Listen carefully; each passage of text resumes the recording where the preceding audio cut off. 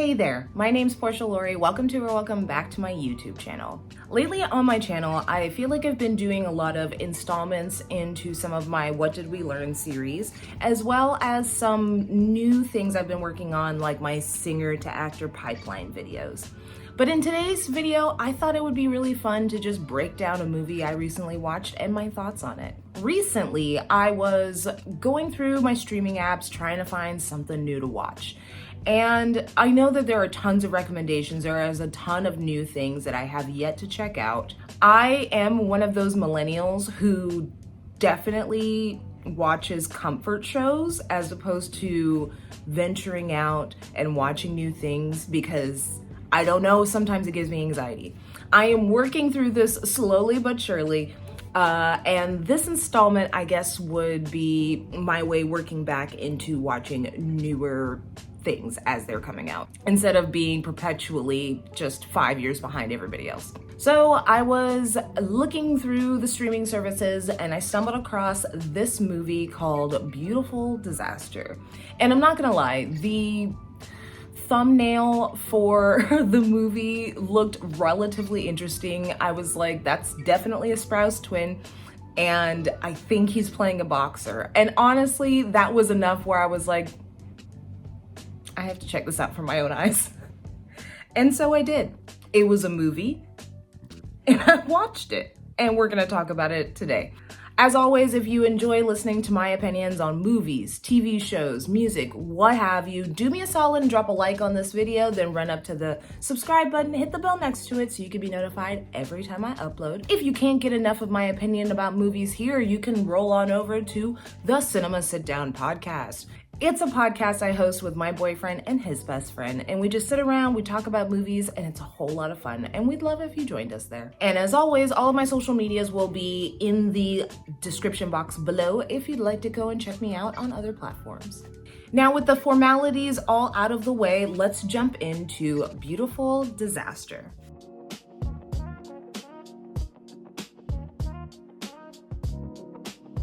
So this movie, Beautiful Disaster, is actually based on a book, which I'm finding is more and more increasingly happening. I mean, we've always had lots of book-to-screen adaptations, obviously, throughout the years. The most notable, I would say, in my personal, generation would be Harry Potter. But of course, there are a ton. There's the Da Vinci Code, there are the Twilight Saga, and the Hunger Games. So book-to-screen adaptations are nothing new around these parts. But because this movie is based on a book, I wanted to give a little bit of backstory about where it came from. In a situation that is kind of unheard of, independent book writer Jamie McGuire actually acquired an independent book deal through the conglomerate that is Walmart. But in 2011, she had 4 successful books, and ultimately, due to the success of this, she was able to sign to a publication company. Now, later on, Jamie McGuire would go on to go back to being independent, as it is obviously you make more money that way.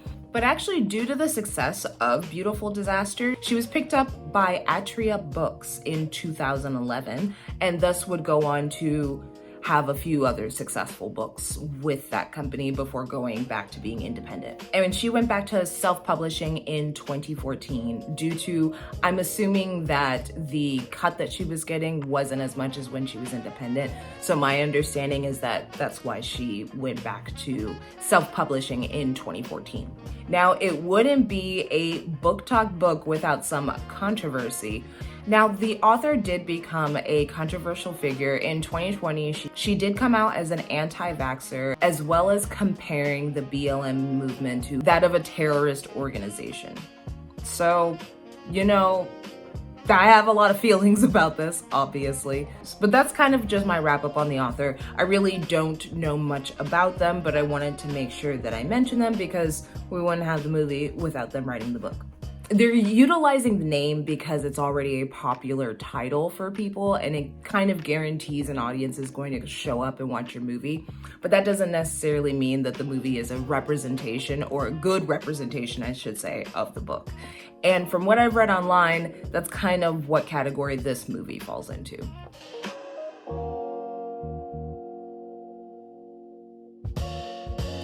Now, Warner Brothers actually ended up optioning this movie in 2012 to 2014, but unfortunately there was no movement made on the production, and so that made the movie up for grabs yet again. In 2020, Voltage Pictures, whom you might recognize as the studio that brought us After, purchased the rights to the movie, and in 2021 they would go into production with director Roger Kumble.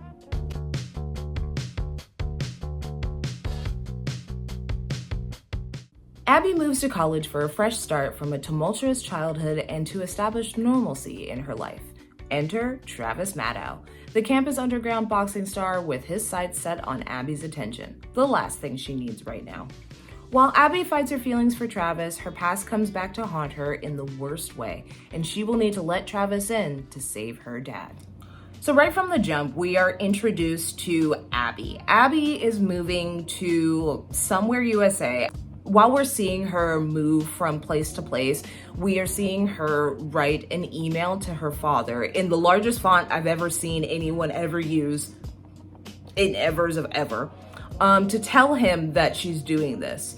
So we also are told from the get-go that there's something that she's hiding, something that she's running from, so much so that she couldn't even tell her dad before she disappeared. Some kind of mysterious past. And in the midst of watching her travel, we are intermixed with a montage of her childhood. So the mystery doesn't really stay a mystery for that long. She is a poker aficionado. She is just a really good poker protege. And I'm guessing there are poker tournaments for people, for minors, for children who are not old enough to actually play in a casino. And I guess that's the circuit she was on, because otherwise how would people know about her? Someone did tell me that in the comments. Like, is there a poker league? I should have researched this before I got to this point. But is there like a minors, like a kids poker league? Is that a thing? So Abby shows up to this college where she apparently does know someone. She has a best friend that she meets up with. We'll talk about her in just a second. But first, can we talk about the outfit that she shows up in? Because this is insane. I know that I'm supposed to believe that she is a college freshman, which would make her 17 to 19, somewhere in that age range. I can put aside my thoughts and feelings for, an hour and a half to just enjoy this. So I'm not gonna keep going on and on about how nobody looks the age they're supposed to look, because I don't really care, but if I didn't mention it, then someone else would mention it. So here we are. But Abby shows up to go to college, a university, and from what I'm understanding, not a religious one, in like her best Catholic schoolgirl fit. Like, did she watch Baby One More Time and was like, that's what kids are wearing to school, so that's what I'm going to wear? Look at this outfit. Why are you in this Halloween costume? Like, you don't look like a real person. Also, if you're trying not to bring attention to yourself, I don't know that this was the look to go for. Now, Abby meets up with her best buddy, Mare. So Mare meets up with her. She's so excited to have a friend at college. She tells Abby how she's seeing this guy and she's like super in love. I feel like everyone has had a friend where like you reconnect with them and then the first thing they want to tell you is not how they've been, but everything about their new relationship. So I was like, oh cool, she's gonna be third wheel, fun. Mare tells Abby that her boyfriend Shep will be taking them out that evening. And she does mention the fact that Abby is dressed like a Catholic schoolgirl, so it did make me feel a little bit like, okay, so we're all aware that this is just a bad costuming choice. Like, we're not trying to pretend like this is a totally normal thing that like your average 20-year-old is wearing. Thank God for that. I guess it's also important to mention that Abby and Mare will be roommates while they're in college. However, because Mare is in this new relationship, she's never really there. So we do see that they're sharing a dorm, but the only time like we're in the dorm, we're always with Abby alone. Just put that in your back pocket. So we fast forward, and later that evening, Shep takes Mare and Abby to the Circle. And this, okay. So here we go. We're doing the meet cute. It's happening. So in the past, I have judged rom-coms based on their meet cutes quite often. To me, if the meet cute is not a little authentic, a little bit fun, quirky, different, then I'm already kind of checked out. For example, I still maintain one of the best meet cutes is the one in Friends with Benefits. So they go to the Circle, which is this underground boxing ring thing that they have at the school. And because it's underground, my assumption is the school is unaware of it, but also the entire school knows that Travis is a boxer. So there's a little bit of confusion there. Like, I don't know how the school is allowing this or like pretends to not know about it. It doesn't matter. And it's just a bunch of kids piled in a room, all waiting to watch this big fight go down. And the fight is between some newcomer to the Circle and Travis Maddox. But Travis Maddox is played by Dylan Sprouse.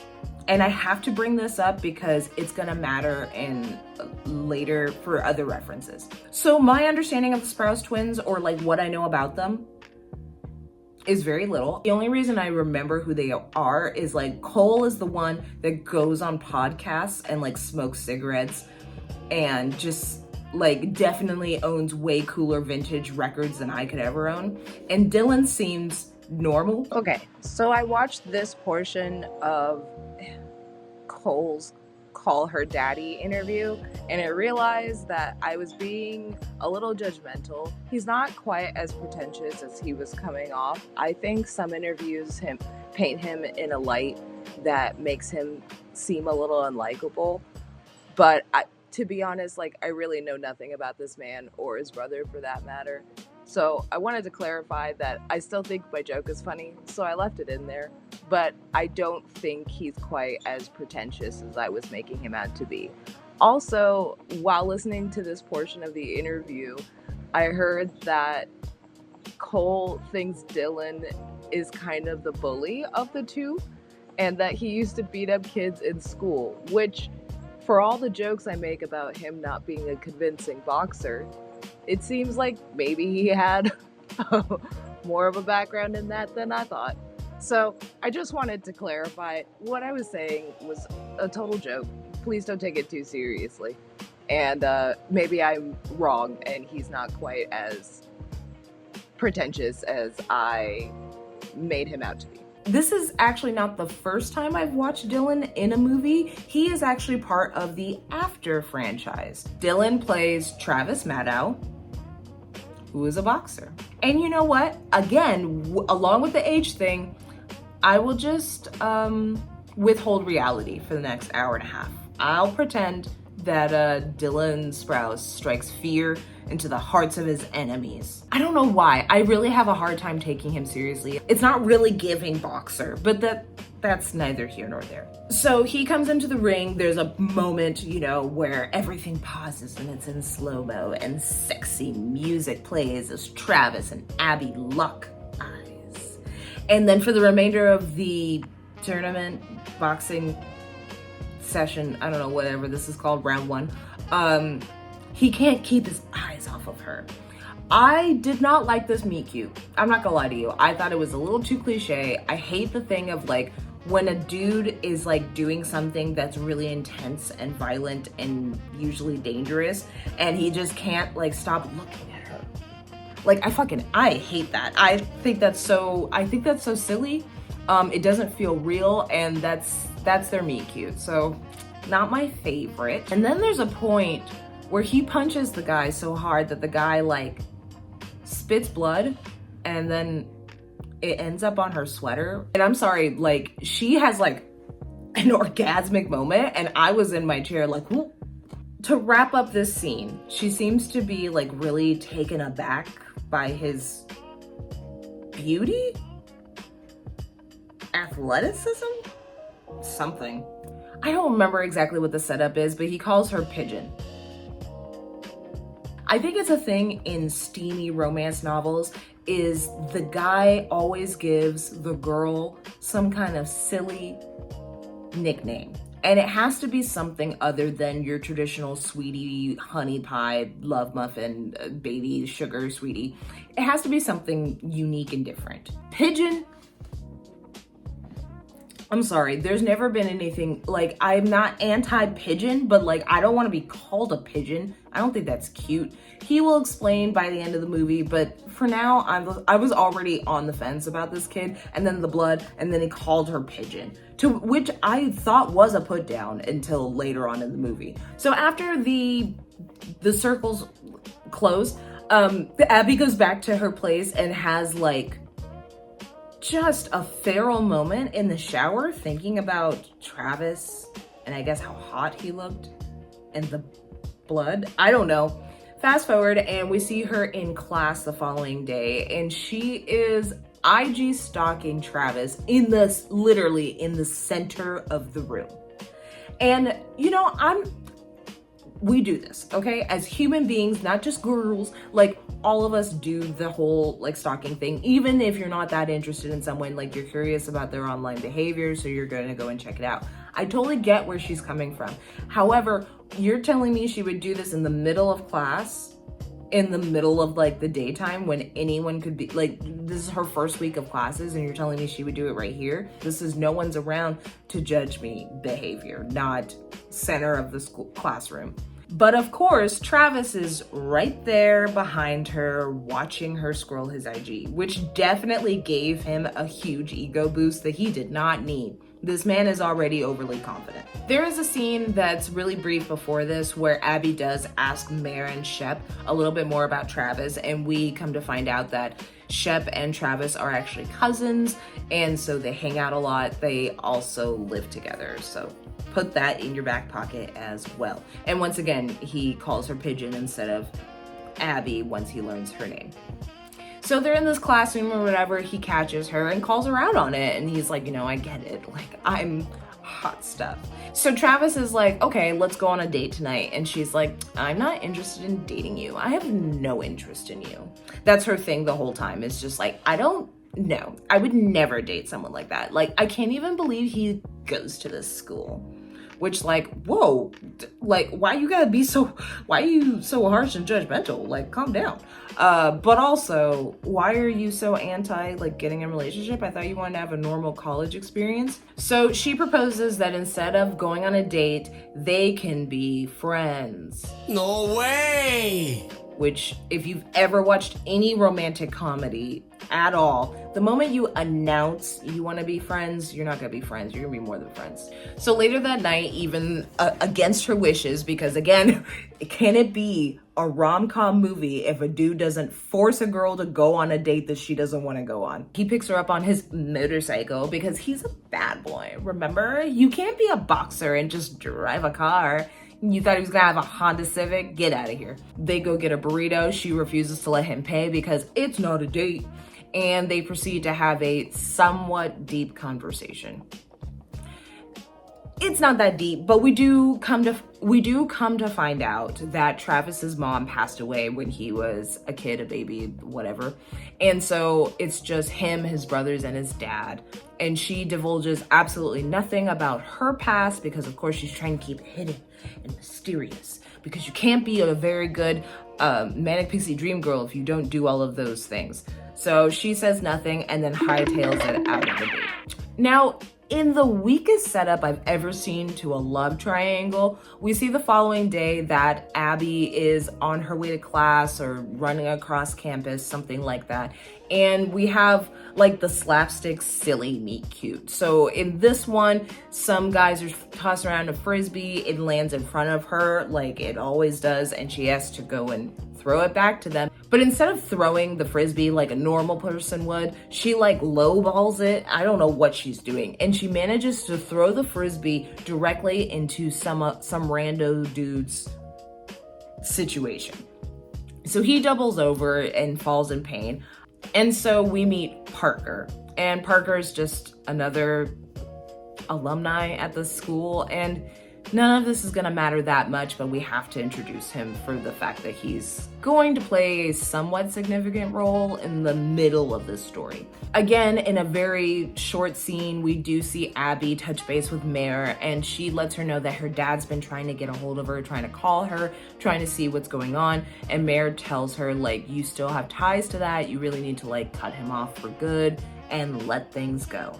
But again, things remain mysterious. Now, at this point in the movie, when I was watching it, I was like, oh, obviously, like, he has a gambling addiction, like something to that degree. And it's not gonna be much more complicated than that, but we'll get to it when we get to it. Now, of course, as Abby is in the shower in the midst of washing her hair, the water cuts out for no reason. But whatever, she's gonna be waterless at her dorm, so she has to move in with Mare and what's her boyfriend's name? Shep and Travis.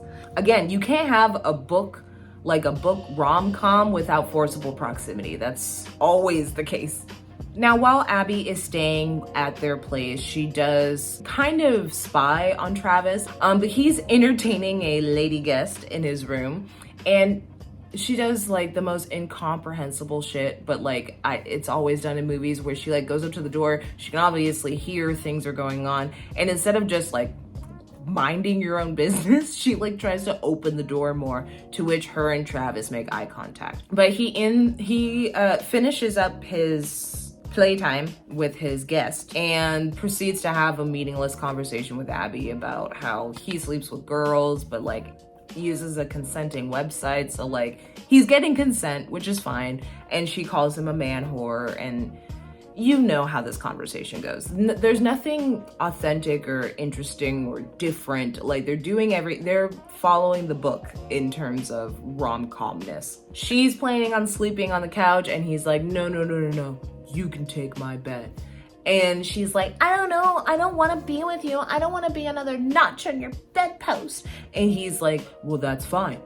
We could just sleep in the same bed. That's fine. I won't do anything with you. It's cool. Would you like some tea? That was the one part where I was like, oh, that was very nice and random.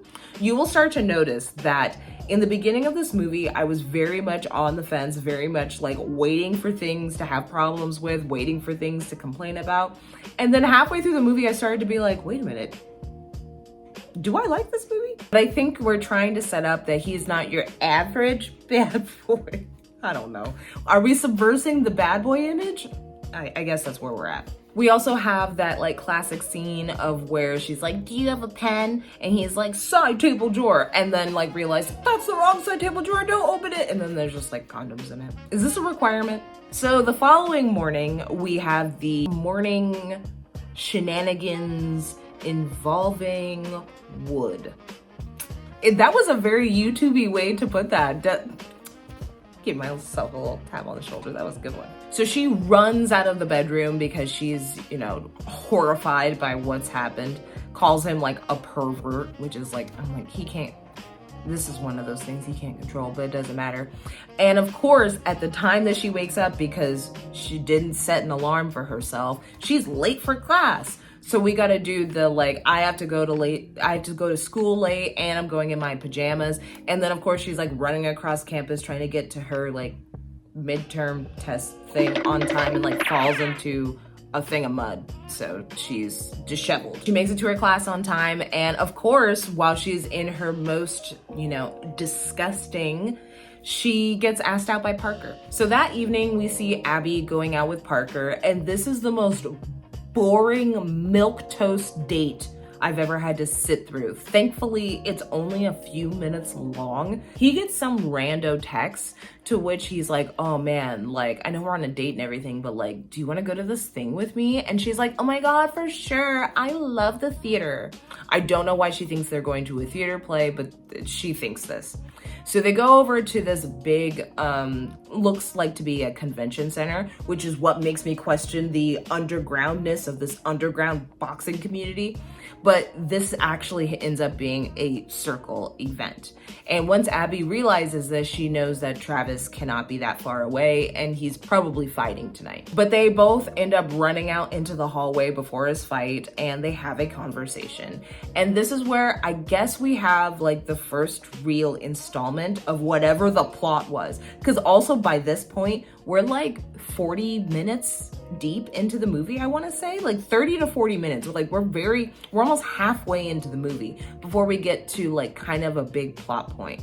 So at this point, Travis and Abby, you know, they've been kind of friends, but there's like sexual tension there. And we get to this moment and Travis introduces the bet. Boy, am I, okay, so I have so many mixed feelings on this. I feel like so many movies do the bet, that this bet thing, like we've got to remove this from movies for like the next 10 years. We have to like, we need a cultural reset because this is getting so old and tired. He says that if he doesn't, oh, she's very nervous that he's gonna get killed in this fight, of course. So he says if he doesn't get hit for the entire fight, Abby has to live with him for the next 30 days. If she wins, he can't have sex for the next 30 days. The bet is dumb.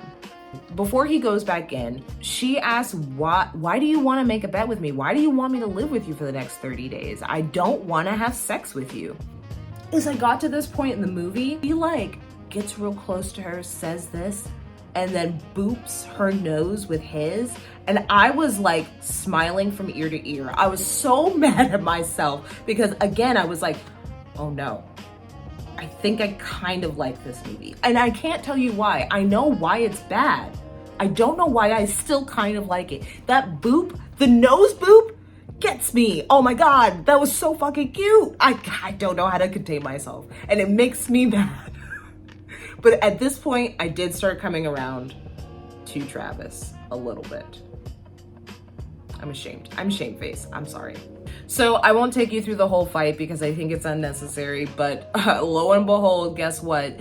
Travis never gets a single lick on him and he punches the guy out and does in fact win. So this means Abby's moving in for 30 days. After the fight's over and they're in Parker's car and she's explaining the situation and he's like, okay, so like, are you guys together? And she's like, no, I just have to like live with him for 30 days. Like I always keep my promises. Like when I make a bet, I mean it.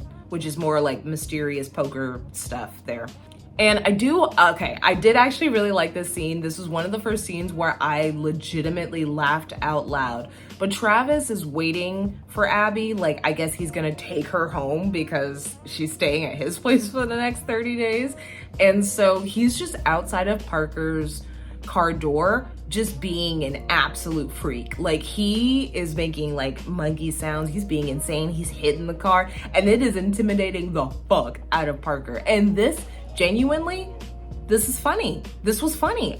It took 40 minutes to get to a decent point in the movie. And I'm not gonna lie, I think from here on out, the movie gets better. If they had just chopped off that first 40 minutes or spiced it up better, then I would like the first half of the movie, but the second half of the movie is definitely where it's at. First, we're hit with a montage. We're seeing collages of them sleeping, but we see them bonding, we see them hanging out more. We even see them going on like pseudo double dates with Mare and Shep. There's also like the silliness of like boys and girls, you know, sharing a place for the first time. So like sometimes the girls are doing stuff and they're like, get out. And then we see the boys later on doing it. There's like a workout tape where they're like dancing. We see Shep doing that later. And just kind of like roommate harmony. It's okay. It's a montage. So after this first one is over, we see Travis brings Abby over to his dad's house for like a family dinner.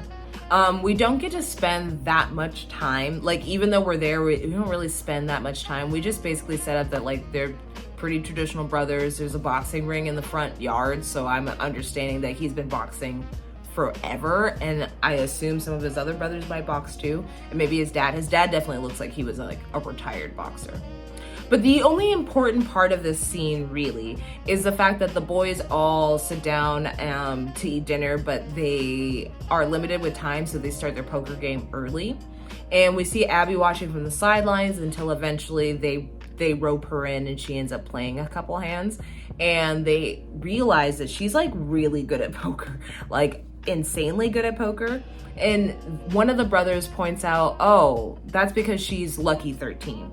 And so it's revealed to all the Maddows that she is this like poker prodigy. And there's a moment where this could go one of two ways. This could be our big twist, third act construct, where Travis finds out that she was like a poker player and is mad about it for whatever reason, so like doesn't want anything to do with her.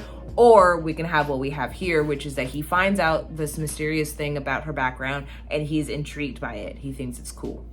So I did think this is where the third act twist was coming in, but that's not happening until later. So we move forward. So we had a montage. We have them going through their lives. We'd stop off at the Maddows just so that one of her secrets could be revealed. And then we go into another montage. And the montage is the same as the first one. There's nothing different. It's just more of the same. Finally, we are near the end of their 30-day living together trial. And this is when things finally, again, start to like heat up. Like, it takes forever for them to build to this moment. I felt like there were cliches they had to hit, and so they made sure that they hit all of those before we actually got into anything that was remotely unique or interesting about the story. So they're getting ready for bed, and somehow a tickle fight ensues, and then the next thing you know is they're kissing. But Abby does that thing again where she like strongholds him back, and she's like, yeah, no, I don't want to do this with you. I don't need this in my life. And she never really clarifies why it is that she's keeping an arm's length away from Travis, because we don't know anything about her life prior to college. So like, did she have an ex-boyfriend that was like a badass, or like a bad boy who was like actually bad to her? Did she come from an abusive relationship? Does this have more to do with her dad? Does she not want to be distracted so she can get good grades because she's on some kind of scholarship? Like, there's no reason as to why she's pushing Travis away. And to be totally honest, aside from the fact that we know that Travis likes to have casual hookups, there's nothing innately bad about this kid. Like, he just goes to school. He does this underground boxing league because it's great extra cash, and that's it. So I don't really understand why she strong arms him so much. He actually is a pretty decent dude. If you're gonna date someone, like, I have better feelings about Travis than I do about that Parker guy. That Parker guy seems like he's hiding something. Like, look at that face. There's something there. He's like a serial killer in training or something. Abby continues to push him away. Eventually she runs out of the room and she talks to Mare, and she's like, I don't know what I should do. Like, we kissed and like, but I don't know if I want to go there. And so Mare says, like, you're in love with him. Why are you pushing it away so much? And she's like, I don't know. A message comes up on Abby's computer screen from someone named Mick. Travis sees the message, assumes it's her ex-boyfriend or something, and leaves in a jealous rage. It's stupid. And thankfully, they don't drag this out for too long, because the following morning, after everyone had been looking for Travis, he comes back, he's drunk as a skunk, and Abby quickly explains that, like, oh, the thing that you were mad about is stupid. That's my dad. And he's like, oh. And that's like kind of it. Like, and so she takes off because she has to go to class. And basically the situation has proved, like, you're exactly who I thought you would be. Girl, be so for real. This is so like not really drama, but we've created drama, so there's drama. So of course, while Abby is out and she's feeling really angry at Travis, she runs into Parker. So she ends up spending her day with Parker, just kind of getting to know each other. Again, I think all of the scenes with Parker in them are the most boring, and so I have nothing really to add about them. Now, ultimately, at the end of their day, Parker gets some kind of text, and he's like, I just got invited to this thing. You want to go? And she's like, okay. And it ends up being a surprise party for Abby, because apparently it's her birthday. Yay! People always have to have convenient birthdays in movies like this when couples need to make up. Basically, Travis throws a birthday party for Abby. And she thanks him for doing it, but she's still mad at him. And so she ends up just getting absolutely trashed at this party. Now, towards the end of the party, we see her interacting with Parker, and she's just having a grand old time. Like, she is having the best time, and he's really not jiving very well. This isn't really his scene. He's not a great socializer. And so now we get to this point where even Parker's like, you don't actually want to be with me. Like, I am a safe decision. Like, you want to go be with Travis, go be with Travis. And she keeps being like, why does everyone keep telling me this? Finally, towards the end of this party, Abby and Travis finally have it out. She, does that thing where she like runs off and she's like, you don't really know me. No one knows me. You don't know about my past. You know where I've been through. And he's like, but I want to get to know you. I know I like you a whole lot. And finally, they kiss. And it's really cute for like a second. And then she throws up directly on his face. I'm invested now. Like, I'm going to finish this movie. Like, I kind of like this couple, even though they're just a walking cliche. I'm kind of here for this. I don't know. So Travis takes Abby back to his apartment and helps her, loads her up with water, gets her some Advil, and helps her change out of her clothes. There's a point where Abby is kind of laying on Travis's lap, and Travis says, I can tell you this because by the morning you won't remember this at all, but I am madly in love with you. You cannot say the term madly in love with you and not have me swoon. I didn't ask for this, okay? I did not ask to be swept up in the love affair of Travis, but fuck, here I am. But the following morning, she, I guess, has a come to Jesus moment, and she realizes like she really does like Travis, and he went out of his way to like throw her this big party, and he's been trying to show her that he cares about her. And so she finally lets her guard down, and they end up hooking up. Now, of course, all of this took place on the 30th day of their bet. So they finally hooked up, and she actually ends up leaving to go back to her dorm room. She ends up getting approached by like a totally normal, very large black SUV and some dude getting out of it. To which I was like, finally, this is the third act twist. So this dude pulls up and says like, are you Abby? And she's like, what do you want? And he tells her that her dad is in a lot of trouble and it would be really beneficial if she'd get in the car. And so she does in fact get into the car, to which I would have been like, no. I want to hear from my dad. I'm not getting into any rando SUVs with rando dudes. But also, there's a portion of her history, or actually all of her history. We don't know anything about her before college. So maybe this situation is not as abnormal as it seems. And off they go. She returns back to Vegas to help her dad out of whatever the situation is. Now we cut back and we're with Travis, and Travis has called Shep and Mare because he's like, I have no idea where Abby is. She's not answering her phone. She won't return my text. Like, I have no idea what the hell is going on. Cut to find out that she is in Vegas with her dad and that there's things that he doesn't know about. Mare tries to warn him basically, like, there's a lot about Abby that you don't know. And he's like, I know that she's lucky 13. And she's like, oh. And so Travis runs off to Vegas to go in search of Abby, I guess. So Abby is this poker protege, but he keeps getting himself into these predicaments and she would then save him. And basically this is the situation that he's gotten into yet again, is that he owes $100,000 to this loan shark. And if Abby doesn't get it to him, he's gonna die. He asks for her usual, like all her needs that she would need, and she's gonna have to sneak into the casino, not be recognized or anything, and win back this 100K. So this also confirms that she is in fact underage. So she has to be somewhere between 17 and 20, because she's not legally allowed to gamble. Why could we have not spent more time developing Abby's character and her poker past and all of that? Because when she goes into the casino and she's like in her whole Vegas regala, like she's got, the Vegas style dress, she takes on this new personality, and she's really witty and funny, and like she's not quite, or she's really not like herself. She's kind of her, but like amped up to 1,000.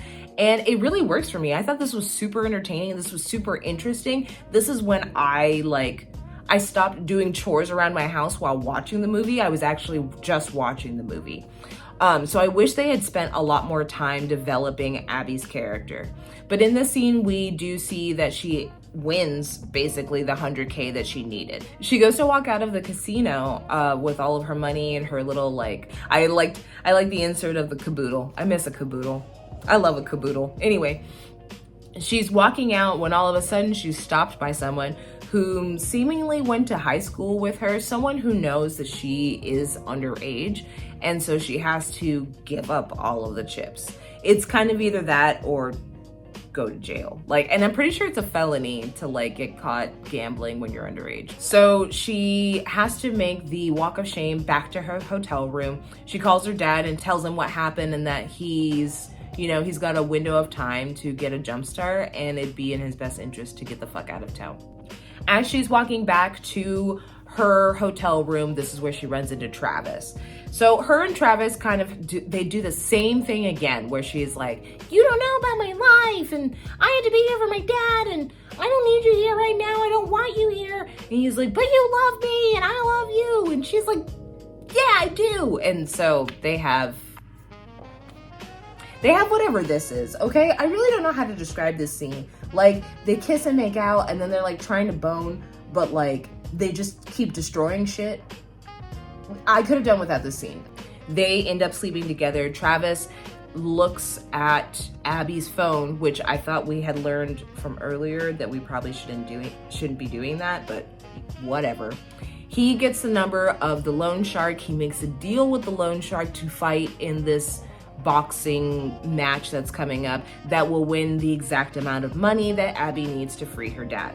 So Travis takes off as Abby is sleeping, reversing what happened earlier. He leaves her a voicemail letting her know all of this stuff. She sees the boxing match opponent and she's like, oh, Travis is actually going to die. This is not going to be a fair fight. And so she's on a mission to go find Travis to hopefully stop him from doing this.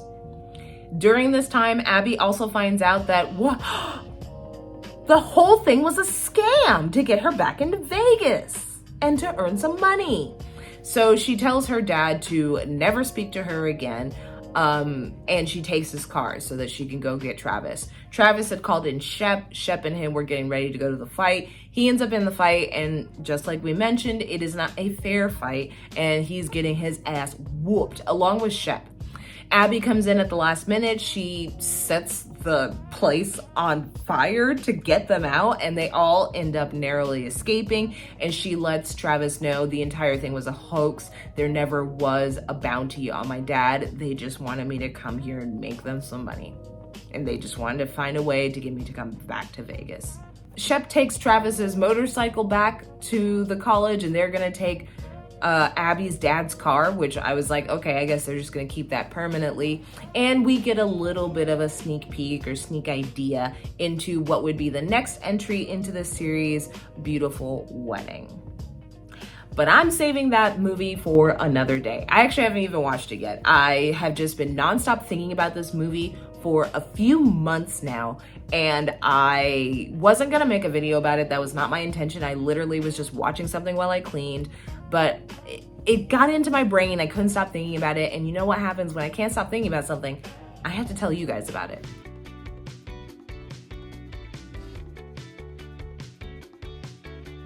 I think there was a lack of development. I think that if we had gone more into Abby's past, more scenes of her and her dad when she's a little kid and what he made her do in order for them to get by, that would have been really interesting. I don't have an understanding of what happened to Abby's mom, so I don't know if she's dead also like Travis's mom. I don't remember if she divulged this or if she just split, but I would love more information about that. Just more information about Abby in general. I felt like I had a pretty good idea of the type of personality she had. I like that she was kind of a little bit of a smartass, a little bit ahead of what other people are doing because of her background in poker. So I think if I had known more about her past, then I would be even more connected to that character. I didn't particularly feel that connected to Abby. I actually felt more connected to Travis because I felt like I knew more about Travis. And if we had opened up the conversation to be like what she was doing prior to coming to college and stuff, then like maybe I'd have an understanding like, why is she going to college? Like, what is she studying? What is she passionate about? We never dive into any of that. And because of that, I think there's a lack of depth within the movie. And to go alongside that, even though we learned quite a bit about Travis, I would also like to understand, like, why is he not getting into relationships? So what's his problem with commitment? Why is Abby so different? They really do not do a good job of showcasing that from Travis's point of view. He just says these beautiful things. Don't get me wrong, I'm swooning, but I don't have any context as to why you're saying them. So it feels a little bit surface level. Or as I said earlier, I do think the first half of the movie is real shitty, and I think the second half is where it's at. It's really fun. It's fast paced, and there's a lot of action, a lot of things to take in. I think it becomes a pretty decent movie to watch. Very entertaining by the end of it. There are a lot of meta after jokes. I thought I would mention them as I was going, but I didn't really. So here's like a few of them. There is a moment where I think it's actually at the party where there's a guy wearing a shirt that says "fuck Trevor," and that is in reference to Dylan Sprouse's role in the After series. He plays a character named Trevor who almost is a foil to the main romance. And there's a couple other after jokes within the movie, but that's the only one that I can like remember right off the top of my head. There are quite a few side characters, and I think none of them are needed. I didn't need Parker. I didn't really need Shep, and I didn't really need Mare, but she needed to have some kind of close friend. So I guess if we're gonna have that character, I just wish, again, we knew anything about them. They do have this one funny scene at the party where the two of them are like actually not getting along, and they realize like they have different thoughts and values and morals and wants for their future, but it's just like a drunken moment, and then they get back together and everything's fine. And I thought that was cute, but I could have had a little bit more development for any of those characters. Now, I do think the twist was relatively good. Could you have seen it coming? Yeah. Was it a little predictable? Yeah, but I thought they played it well. So I will take that and run with it. For a boxing movie, the boxing scenes absolutely sucked. When I say there's action, I mean there's a little bit of chasing here and there, and that I liked. And I also liked watching Abby play poker because that was such like a big part of her story. But as far as like the boxing scenes, I thought those could have been better choreographed. I didn't think they were very good. I think that the two main leads had absolutely great chemistry. I genuinely think that. I thought their banter was fun to listen to. I was interested when it was just the two of them on screen. So like honestly, from that perspective alone, no notes. I thought they did a great job. That was good, really great casting, and it's actually the only reason like I will watch the sequel. I'm invested in their like little love story. I like watching the two of them together on screen, and I like watching them banter. So I'll stick around for one more installment. And that's pretty much everything I have to say about this movie. I hope you enjoyed this. Please, please, please, please, if you watch this movie, tell me in the comments, what are your thoughts? I did not bring up the book, and I didn't want to do a comparison because I didn't read the book, so I really don't know. But my understanding is that the online community has said that this movie has nothing to do with the book aside from a title and the names of the characters. So my understanding is like maybe the book is more in depth. I don't know, let me know. As always, if you enjoyed this video, please do me a solid and drop a like on it. I'd really appreciate it. And go ahead and jump over to that subscribe button, hit the bell next to it so you can be notified every time I upload. All of my socials will be linked in the description box along with the podcast, Cinema Sit Down Podcast. Make sure you go and give that a listen anywhere that you get your podcast. But until next time, I will catch you guys later. Bye.